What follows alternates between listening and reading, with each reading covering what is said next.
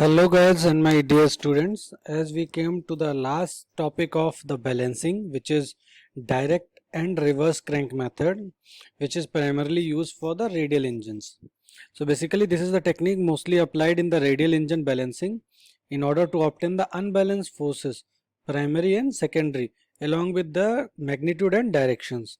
So as you know that this is your primary, which is your real crank, and on the basis of the balancing technique we have attached another crank at the just at the opposite direction of this, and this is similar to this primary reverse crank, which is opposite to this balance mass at an angle theta, and the mass of that magnitude of the mass will be equals to the same as there in the real crank, which is m by 2. So this is your artificial crank, you can say, or this is your primary reverse crank.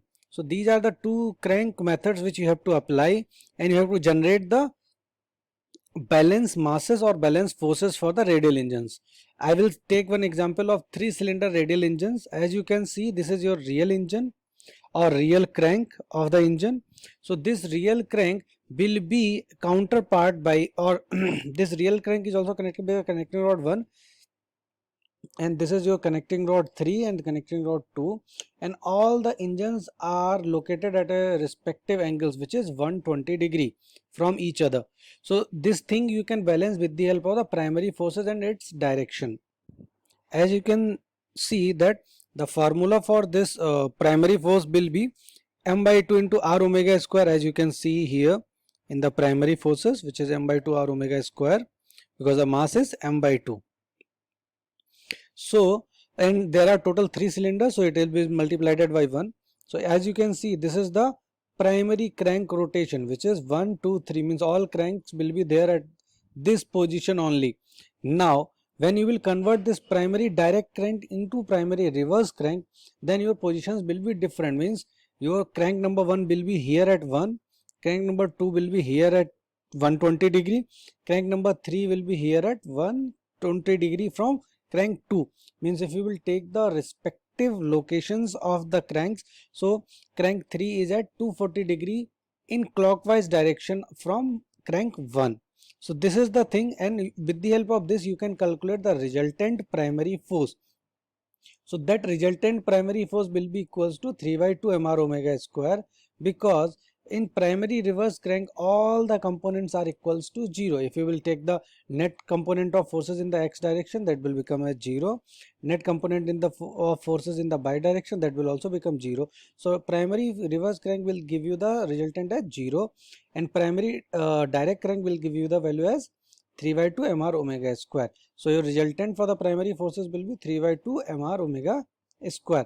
Now we are jumping towards the secondary forces, and so in the secondary forces and its direction, which are the secondary unbalanced forces, so as you can see, the secondary direct crank will be at 1, and after that it will be at angle of 240, because secondary direct crank is always at 2 theta from the primary direct crank. That you have to keep in your mind. So this will give you the value of the position of your secondary crank, and this is at 120 degree from the clockwise from your primary crank, which is 1.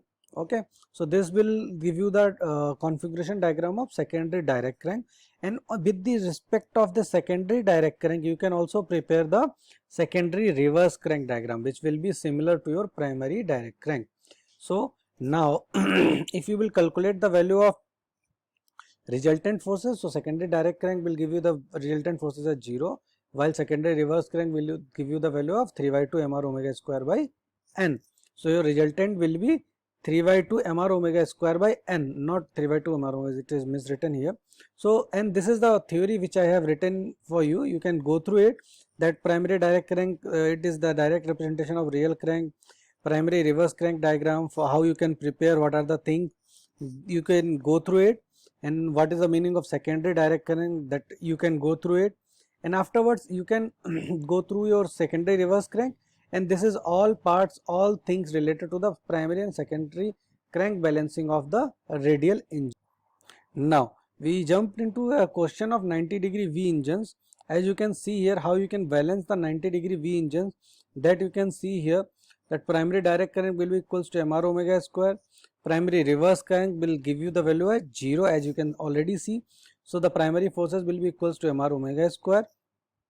What will be the secondary maximum force? It is not asked in the question, but it is an assignment for you how you can calculate the secondary maximum forces. So which of the following engine in which primary unbalanced force is not the function of crank orientation? So then you can say this is 90-degree V engines, as you have already seen. So thank you so much for patience listening and watching the video on our GECBANSWARA YouTube channel. So you can be updated with all the stream wise mechanical engineering, electrical, civil and other branches of engineering videos of different subjects by the experts. So stay tuned with us. Thank you so much.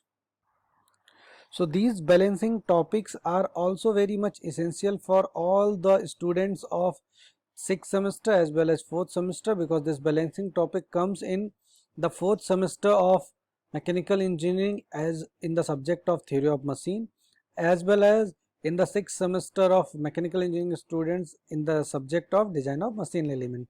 So stay tuned with us. We will come with another topic of the theory of machines or design topic. So stay tuned with us on our Government Engineering College Banswara YouTube channel. Thank you so much.